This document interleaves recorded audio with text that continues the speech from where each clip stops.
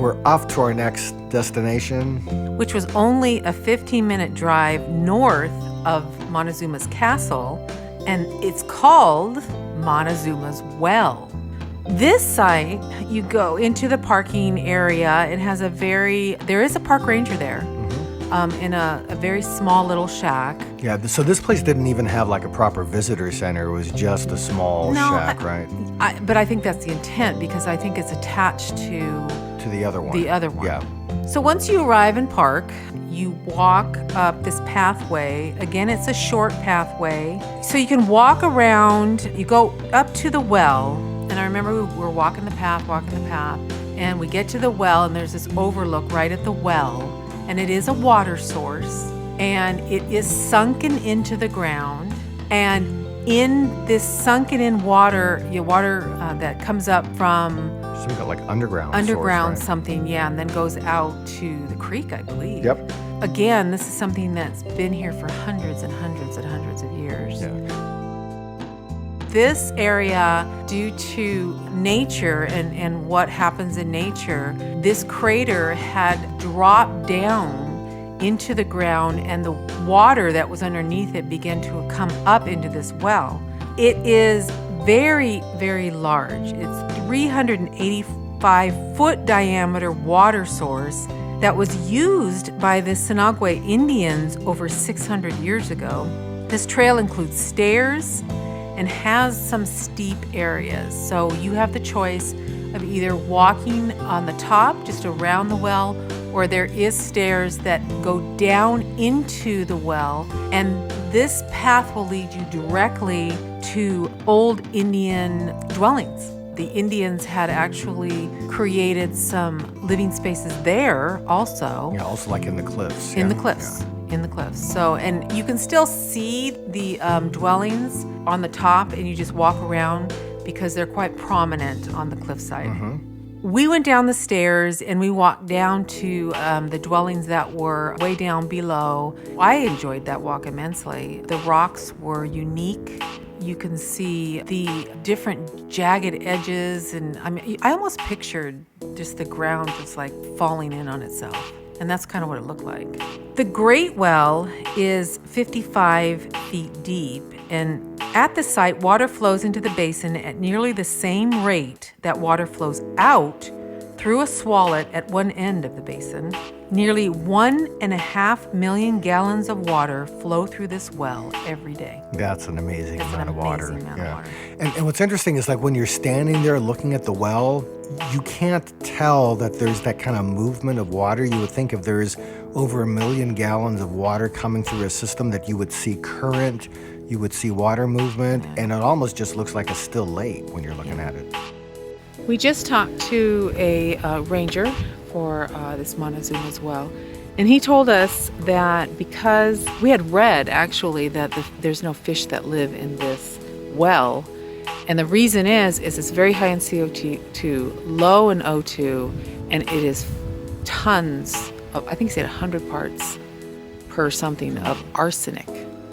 Humans seriously cannot survive on drinking this water from the well. So it really wasn't a source of drinking water for the Sinagwe Indians, but it is said that they used the water for irrigation for their crops. And there's some studies of some of the bones that were found around that area of the American Indians that were very high in arsenic. We also learned, because the arsenic is so high and other levels of certain chemicals, natural chemicals, that there are no fish in this well. None. So, definitely a very unique ecosystem here, huh? Yes, very much so. There is no charge at this site. So there's no fees to be paid. It's free, it's nice. That's a nice, you don't see that very often, so it's kind of nice. And again, I think it's because it's attached to Montezuma's castle. Right. It took us about an hour, but it was a nice walk. We did the stairs, came back up, went back around, took the pathway to Beaver Creek, which was beautiful. They had an example of the irrigation that they used to and from Beaver Creek, the Sinagua Indians used. So that was interesting. You only saw a little part of it. Yeah. Now, it is when you go down to the creek area that you get a sense of the water coming out. Yeah. Because you can see it there. You can see it. Yeah. Yeah. So that's interesting. All right, we just came from Montezuma Well, part of the National Park Service here in Arizona. Mm-hmm. So a couple of things about this site. One is it's free, so we didn't have to show our national park pass, which we have. Mm-hmm. Did not have to pay a fee, so that's good to know. The other thing is for people who come to these places and you're getting the stamp in your national park passport book. If you come to Montezuma Well and also to Montezuma Castle, which we were at earlier today, the stamp that you get is exactly the same. So the one here doesn't say Montezuma Well. So you can save a spot in your passport book with that tip. Save it for another site. Or just put underneath it that it was the well. Yeah. I mean, because we were here. We were here. That's right. All right. So otherwise, I highly recommend coming though. Yeah, some neat places to see relative to the ancient Native American history. Yep. Yeah. So that was our second stop, and we would then be off to visit a state historic park. So about 12 miles away from Montezuma Well, we arrived at Fort Camp Verde State Historic Park. And this is a site that was once occupied by U.S. Army troops in the late 1800s. It was an active military base during the Central Arizona Indian Wars.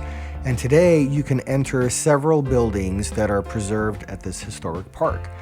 You can see several original homes that were once used as residences by officers, enlisted men, families, and doctors, and we walked through all of these when we were there. This park is the best preserved example of an Indian Wars period fort in Arizona. There's 3 historic museums on the site. They're all furnished to look as they would have back in the late 1800s, and the buildings are listed on the National and State Registers of Historic Places. You start at the visitor center where you pay a modest entry fee, and the building then continues with offering a few interpretive exhibits, period artifacts from military life, and history on the Indian Wars era. So if you're interested in that part of history connected to the U.S. military, as well as the connection to the Indian experience, you can get a taste of that at Fort Camp Verde State Historic Park. Surgeon's quarters. Yeah, it's spacious because patients were treated and surgery was performed here. Ouch. Treatment of diseases by electricity. They tried all kinds of stuff.